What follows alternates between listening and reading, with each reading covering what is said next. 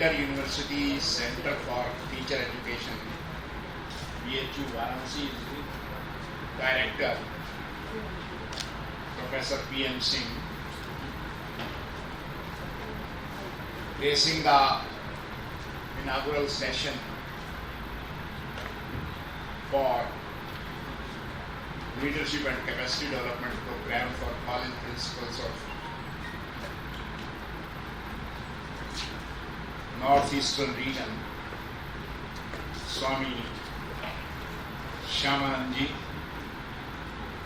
the guests of honor duo, Shri K.M. Raghuvandanji and Professor H.C.S. Rathod, former Vice Chancellor, Central University of South Bihar, and members of the audience, including, of course, Professor Kiran Jarikaji, Pro Vice Chancellor, Indira Gandhi National Open University, New Delhi, and principals from northeastern region of the country and also from North India. It's a pleasure to have been invited here for sharing some of my understanding on higher education development in this country and the role of leadership. As a matter of fact, the fast changing world wherein knowledge has become the order of the day to the extent that we are now conceiving it as the knowledge world. First of all, it needs to be clarified that the connotation knowledge society is not new to ancient Indian wisdom. India had been a knowledge society since ancient days. The Buddhist monasteries in 17th century before Christ and the Nalanda University of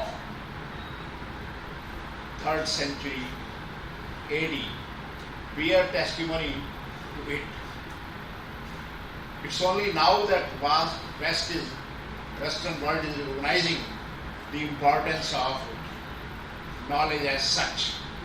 We have been worshippers of knowledge and also creators of world-class knowledge much before the world has come to recognize the role of knowledge. However, at this juncture, the narrower conceptualization of education is to prepare the youth for enablement of his personality, for individual accomplishment, and more explicitly, the role of education is being recognized as a very important instrument of equipping the personality of the youth so that they could become meaningful economic agents and seeking employment in industry and service sector of the economy so as to contribute to the growth of national income, also feeling self-accomplishment. This narrower conceptualization is no less important but more inclusive and holistic conceptualization of education as envisioned by the Indian thinkers is that education has to be viewed as a process whereby an individual is being prepared, an individual is being transformed so as to be successfully performing four important duties in the world, and that is the dharma, arth, kam and moksha. Dharma simply implies the set of principles which keep us together, and in a way, if elaborated, it involves all moral, ethical and constitutional values which sustain the world, which sustain humanity. Earth is this conveying the same meaning which the Western world now thinks as being education. Kam means satisfaction of the desire, and in this too, seeking employment, that too in a moral sense, in an ethical sense, satisfying one's desires, again in a moral sense, and ultimately the moksha, that is the liberation. This more inclusive and holistic concept of education is what is the Indian education system. It's really satisfying and heartening to note that when almost all the countries are reforming their higher education systems, India is not left behind. The Government of India's Ministry of Education took a lead in as much as it came out with its National Education Policy document in 2020 July, which is now implemented to a very large extent by all the federating units of our country. And therein also, at the very outset, the objective of the higher education system has been laid down explicitly, where it emphasizes the economic concept of education, that we have to prepare such youth as are capable of becoming global citizens and contributing to the national development by becoming meaningful economic agents, and simultaneously taking pride in their being Indian. This sense of Indianness is the essential aspect of more holistic concept of education. It is in this sense that the Government of India's Education Department has emphasized teacher education in a very, very big way. And it is in continuation of that policy of attaching great importance to teacher education that this inter-university Center for Teachers Education has been established in BHU, and the role of teachers, and especially that of higher educational leaders, is crucially important when we recognize this holistic concept of education. It is here that the principals of colleges have to take a lead. In the narrower sense, it simply means that we become more expert in creating world-class knowledge in addition to the delivery of knowledge. A transition from delivery of knowledge to creation of knowledge is the order of the day. In that sense, the degree colleges, which mark the start of higher education, have a great role to play. The emphasis